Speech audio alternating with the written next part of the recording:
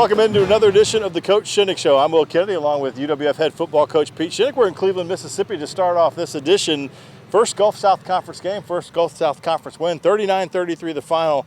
We'll talk about what happened first, but congrats on the W. Oh, thank you. Great to come out of here with a victory. Very difficult place to play. I think the times that we've been here, they've been amazing games, and this one falls right into that same category.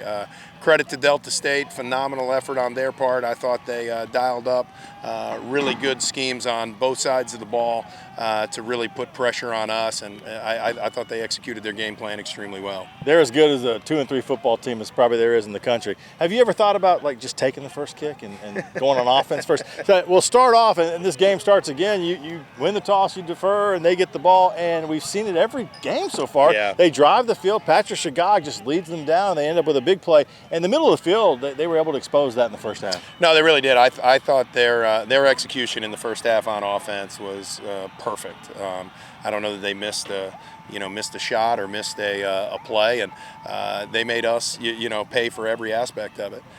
We're still going to win the toss and defer. Not going away from that. It's really helped us in the second half, though. I think we've come out and scored. It's worked. The start of most second halves. But yeah, I give Delta State a ton of credit. I thought they played a heck of a game, and we're fortunate to come out of here with a victory. There was an answer right away, and it was a 90-yard touchdown pass, Austin to David Durden. I think it's the longest play from scrimmage on the offensive side of the ball, and you're able to answer right away. But they just continue to do it. You told us coming into this game, Patrick Shagag can run that offense, and he did it with his feet, he did it with his arm, and he was able to come up with plays when they needed him. Yeah, he really did, and credit to him. I mean, I felt all night long, we didn't know if he was going to throw or run, really. I mean, I think he kept us guessing, and I think he kept our defense on its toes. And really, up until the end, I mean, it was back and forth, and they scored more points than we're comfortable giving up. And so it was a heck of a performance on his part. He was able to put together, and they were able to put together a massive first half, like 400 total yards of offense, and they kind of pulled away. You guys got a field goal in their first field goal of the year. And that ended up being big because it was 30-10 at the half, and I know they had 56 plays, I think, running the first half. You guys had in the 20s, and they really dominated. And you're going to the locker room, and I know, looking at your defense, they had come up with an interception. They had forced a fumble in the end zone. It could have been worse. No, it really could have been. And we had two red zone stops, 2 red zone turnovers. I felt offensively we just really laid an egg. Delta's defense played well, but when you drop 3 first down passes and then you miss a guy who's wide open on first down because he's got pressure in his face, again, credit to Delta State. They took advantage of every miscue we had. It was the tale of two cities, right? The best of times, the worst of times. Well, this is a tale of 2 different halves, and I know that sounds cliche, but it really was. So you guys trail 30-10 at the half. We'll take a break here, and we'll come back, and we'll talk about something completely different because everything completely turned around. We've got the second half highlights and a wrap on this game coming your way next on the Coach Shinnick Show. Real change occurs in that split second, a moment of connection among people. With a common purpose, a shared vision, and a unified goal. What will you change? What will change you? The University of West Florida. No limits. What does Argos spirit look like? Is it finding the perfect Argo outfit to show your team pride? Is it giving back while getting your pre-game grub? Or is it connecting with your community in the perfect spot? At Penn Air Federal Credit Union, it's being a proud sponsor of UWF Education, the Alumni Association, athletics, Penn Air Field, and having a spirit of communerosity. Learn more at pennair.org/about us.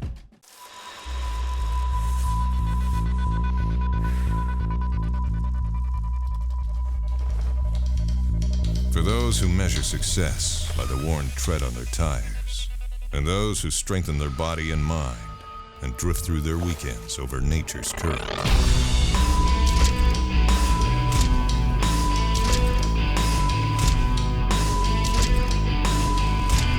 Andrews Institute, for those who move. Hello, I'm Zach Pullman. I'm a graduate assistant here at the University of West Florida, and I work in athletic communications. When I found out that I received the Bright Future Scholarship, I knew this would take a burden off of my family and kind of help me through college. Given the opportunity to pay for my complete undergraduate degree, I did not have to worry about student debt, so I was able to continue my journey of education. Just want to thank the Florida Lottery for not only helping me through my college journey, but countless others in the state of Florida and all they do to help education within the state. Look at that. That's called a takes two hands burger. Fresh 100% beef stacked high with melted cheese, hand-chopped veggies, and everything else you could possibly ask for. Yep, that's your Whataburger, made exactly the way you want it. Because sometimes, you gotta take matters into your own hands. What a burger, just like you like it.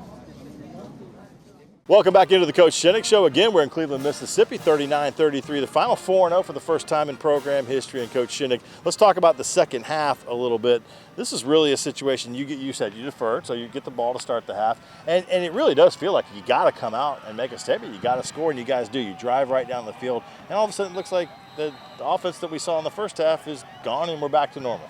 Well, I think it was two great throws, really, to start that thing off. Austin hit David Durden on an out route. That was a perfectly thrown ball. And then Rodney Coates it was a well-thrown ball, but Rodney Coates made a catch that we weren't making in the first half. And he just, answered the call for that. Then we got some rushing yards in there, and then we just, started to hit it. And I think from that point on, I think we ended up throwing 2 interceptions there in the second half. But from that point on, I really felt like, okay, now our guys understood what needed to take place. They were getting in the mix and, again, making some plays. I don't know that we made a play other than that first play of the game. And maybe our guys thought, it's going to be so easy, that kind of thing. Who knows?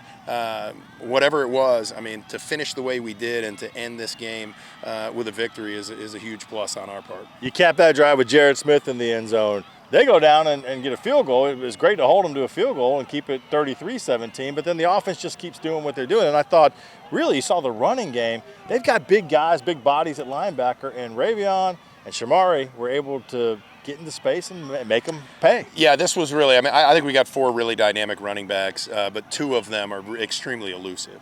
And this was a game for Ravion and Shamari.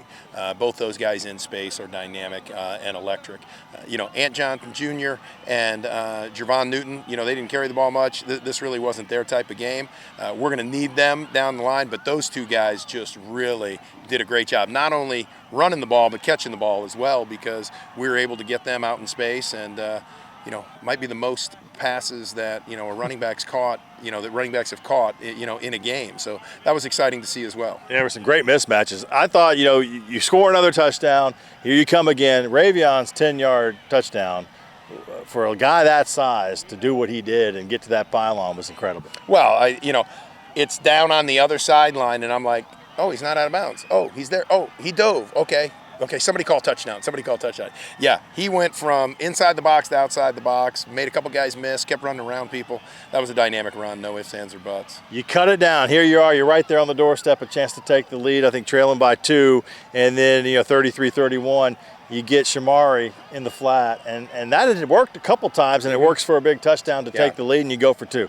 No, that was huge, and that's really kind of the 4th read of that progression, too, because we want Austin to look front side. Then he's got a couple crossing routes there, so to come back and hit Shamari when he did, that was excellent. And, I felt like once the ball left Austin's hands, I'm like, oh, this is a touchdown. This is perfect.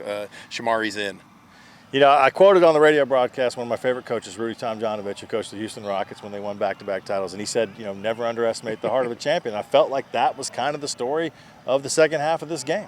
Well, there really wasn't any panic. There was some emotion on our sideline. Some guys ticked off, and rightfully so, because I feel like we had some foolish penalties. I feel like we did some things that we weren't normally doing. All those things we need to fix and we need to correct if we're going to, have the season that we want to have.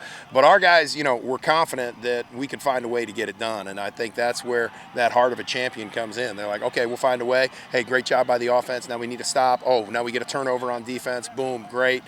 And now we're back in the lead, and we hold the lead. I've talked about the offensive guys. Want to make sure I shout out, D'Anthony Bell comes up with a big interception. Keon Holder with an interception in the end zone. Shea Campbell forcing fumbles. Guys. And then on some 4th down plays, you're able to, get a turnover on downs, and when they needed to, they stepped up. Yeah, I think you get rid of the first half, the yardage that took place. You focus in on the second half.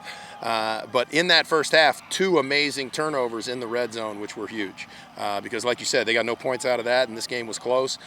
So really, I think, great game to learn from. I love learning from victories. That's a whole lot easier than learning from losses. So proud of our guys to find a way. Again, tremendous effort by Delta State. They are a very, very good football team that has a losing record, and I'm confident they're gonna win a lot of games the rest of this year. As Coach Ted Lasso would say, be a goldfish, forget about it, and we'll move on, to the next play. Coach will be back with us to talk about North Greenville coming up next. Another trip on the road, another chance to get a conference win. We've got more coming your way next. Maya Clark jumps in to break down some of the other fall sports that are going on the campus of the University of West Florida, right here on the Coach Shinnick Show.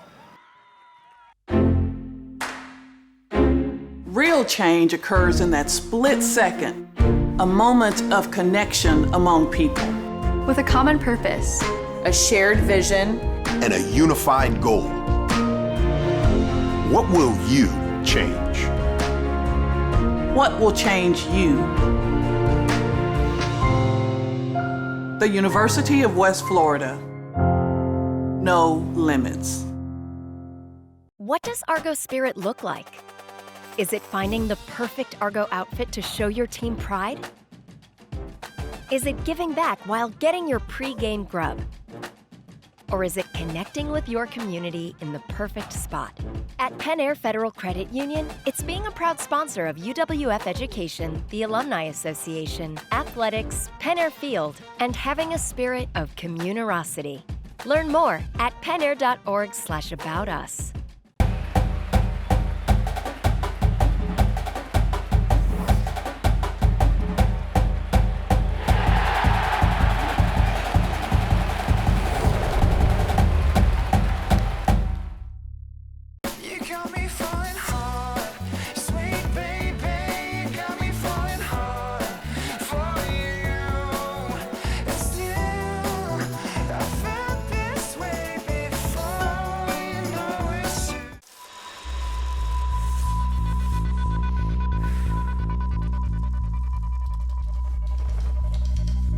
For those who measure success by the worn tread on their tires, and those who strengthen their body and mind and drift through their weekends over nature's curve.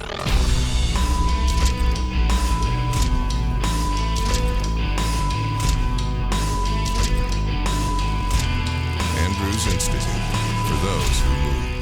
Welcome back to the Coach Shinnick Show. Football traveled to Delta State and defeated the Statesmen 39-33. Shea Campbell was named GSC Defensive Player of the Week, and Jared Smith was named GSC Freshman of the Week.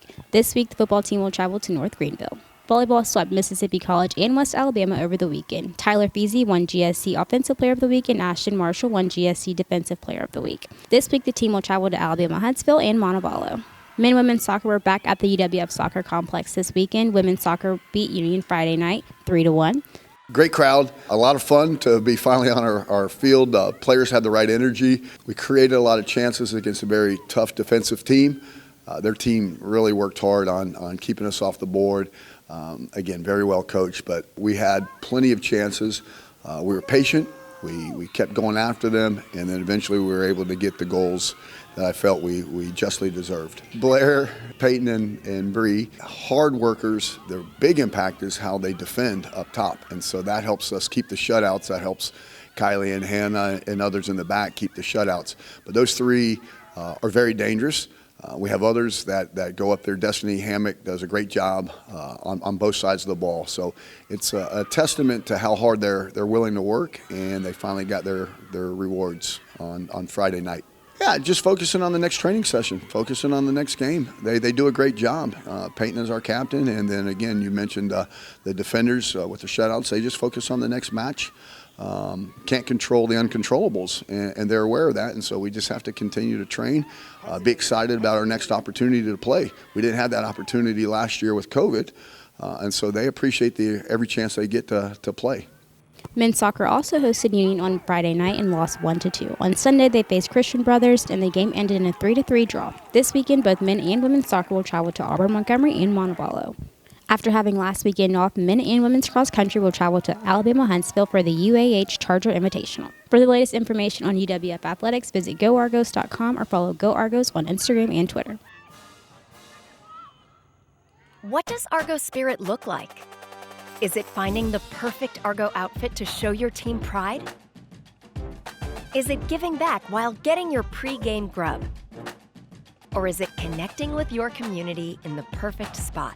At Penn Air Federal Credit Union, it's being a proud sponsor of UWF Education, the Alumni Association, athletics, Penn Air Field, and having a spirit of communerosity. Learn more at pennair.org/aboutus. Look at that. That's called a takes two hands burger. Fresh 100% beef stacked high with melted cheese, hand-chopped veggies, and everything else you could possibly ask for. Yep, that's your Whataburger, made exactly the way you want it. Because sometimes, you gotta take matters into your own hands. What a burger, just like you like it.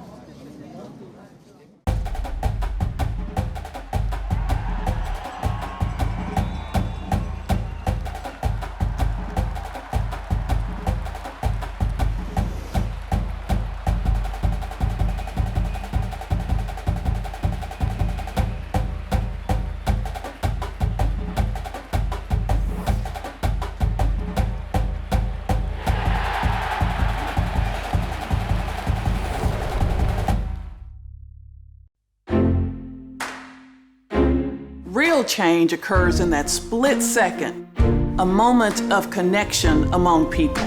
With a common purpose, a shared vision, and a unified goal.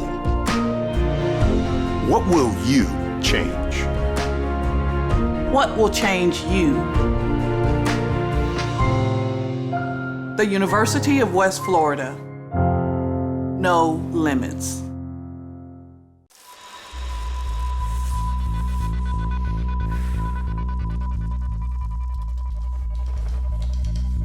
For those who measure success by the worn tread on their tires, and those who strengthen their body and mind and drift through their weekends over nature's current.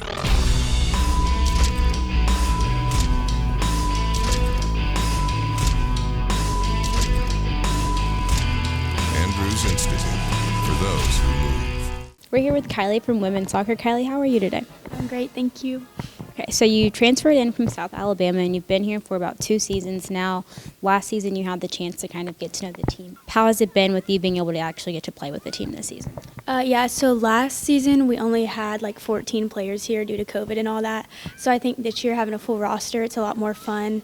We've definitely taken the opportunity to do team bonding stuff like team dinners, movie nights, stuff like that. So it's really fun to take the practices and actually play in a game and not just practice all the time. It's been a lot more fun this year. So how have you guys kind of mentally prepared yourselves going into each game? You guys got off to a really good start and getting back on track now. So how have you kind of helped prepare the team for these next few games? So we had a little bit of a mishap happen when we went to West Georgia, where we weren't winning like we were used to in the first 4 games. So I think taking practices more seriously, playing for each other instead of as individuals has helped a lot. But yeah, just enjoying the games and just enjoying and having fun and playing for each other has really helped us. So defensively, you guys are a tough team to come out against. You've only allowed opponents to have 49 shots on the season. So what's your mindset, just kind of just like limiting the opponent's shots and their ability to even score? I think playing defense is a very humbling position. We're not really given the recognition that forwards are given. So I think just going out there and playing as a back line and playing for each other has really helped us. We're not so much worried about the rewards we get, just making sure other teams don't score against us. I think just being defensively minded and staying compact as a team and working together, we're just really good, I think. So what kind of went into your process of transferring here to UWF, which is a little bit closer to home for you? Yeah, so I've known Coach Bart since I was 12. I played for Bart at the Texans whenever I was 12 and so on. I wanted to get away from home at first, and I wanted to get away from my family and all that. And then, I found my way back here and back to Bart and back to Pensacola, and I'm really excited to be here. So what are you most looking forward to as the season continues? Winning, that's for sure. I don't like to lose, and really just gaining good friendships and good teammates throughout the way, and just making good memories. So what has been your greatest memory playing soccer so far? I think the friendships that come with it. These are the girls that are going to go into battle with you and be there for you outside of soccer as well. So I think the friendships are the most important part for me. Kylie, thank you so much. We'll be right back on the Coach Shinnick Show.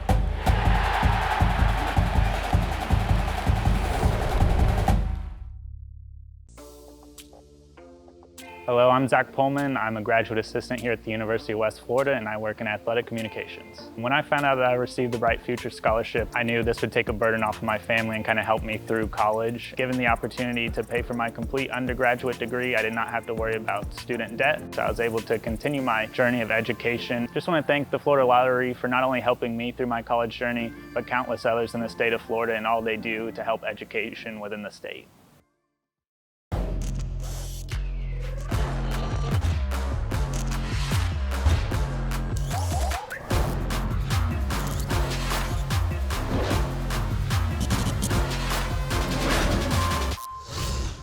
What does Argos spirit look like? Is it finding the perfect Argo outfit to show your team pride? Is it giving back while getting your pre-game grub? Or is it connecting with your community in the perfect spot? At Penn Air Federal Credit Union, it's being a proud sponsor of UWF Education, the Alumni Association, athletics, Penn Air Field, and having a spirit of communerosity. Learn more at pennair.org/aboutus.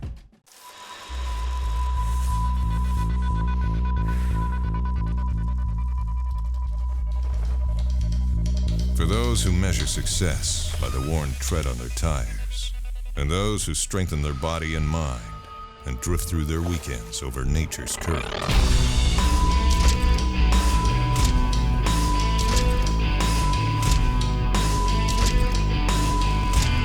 Andrews Institute, for those who move.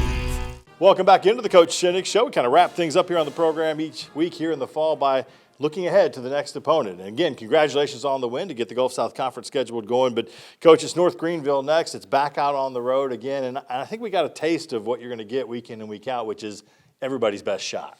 Yeah, without a shadow of a doubt. It's in our playbook. It's in our coach's manual. It's in our player's manual. You are going to see everyone's best. And you are going to see a version of a team that's different than what you watch on film.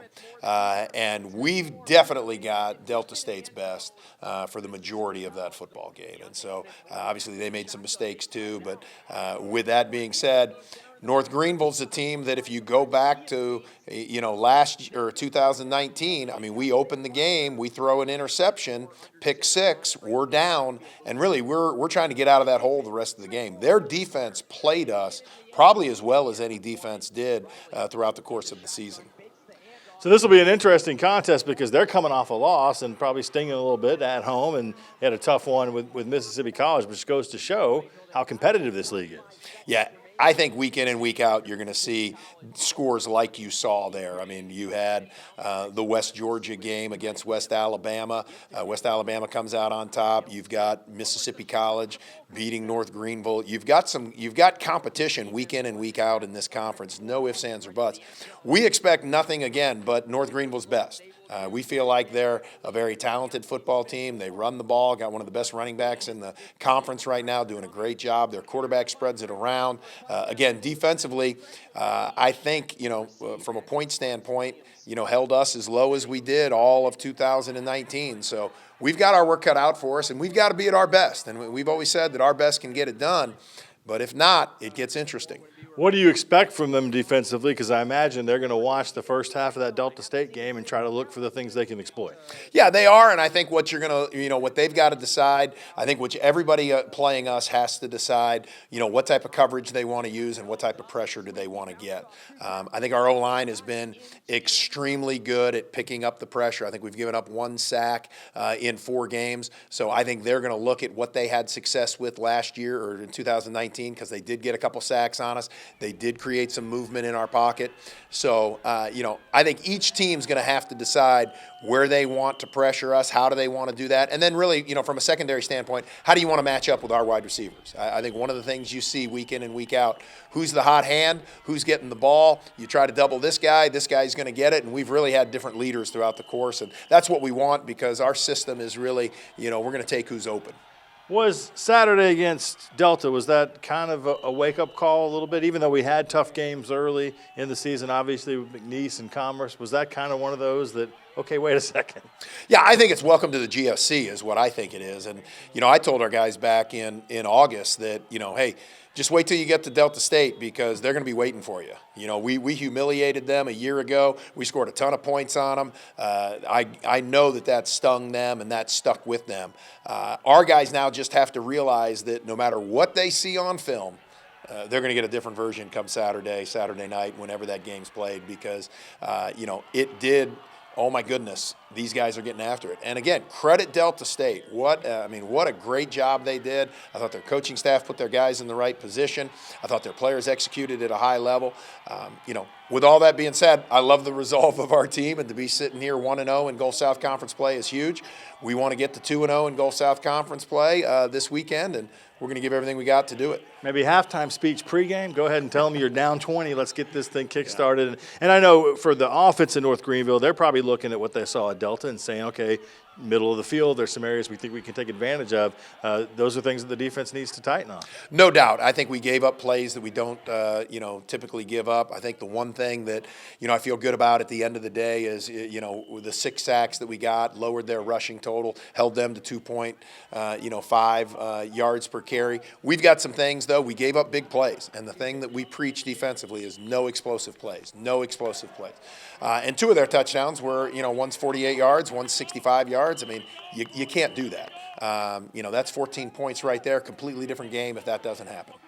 Congratulations, by the way, to Shea Campbell, who we saw at the end of that game doing outstanding things. He gets a Player of the Week nod from the GSC, and Jared Smith, freshman wide receiver, gets Freshman of the Week. Again, it's nice to get those awards. It is, and it's great recognition for our guys. I love when those awards come out and one of our guys gets it. Glad that the league recognizes them and excited for our guys as to what they did. And, we hope that, every week we got somebody that can be worthy of one of those opportunities. Well, we don't even really unpack the bags, right? We'll be right back on the road again, going up to make that trip to North Greenville. 7 o'clock Eastern time start, 6 o'clock for the local time here in Pensacola, Florida. And we'll be on the radio with a pregame at 5:30. Of course, the game on ESPN Pensacola, our broadcast partner on the radio side. Flow Sports is the place to watch it for the streaming. And we hope you'll join us for that one, if not making the trip up to beautiful Tigerville, South Carolina. Remember, GoArgos.com, always your spot for all the latest goings-on across West Florida athletics and the Argo Armada app. Coach has it on his phone. I've got it on mine. That's how we kind of keep up with all the good stuff, social media as well. We appreciate you watching, and we'll see you next time right here on the Coach Shinnick Show.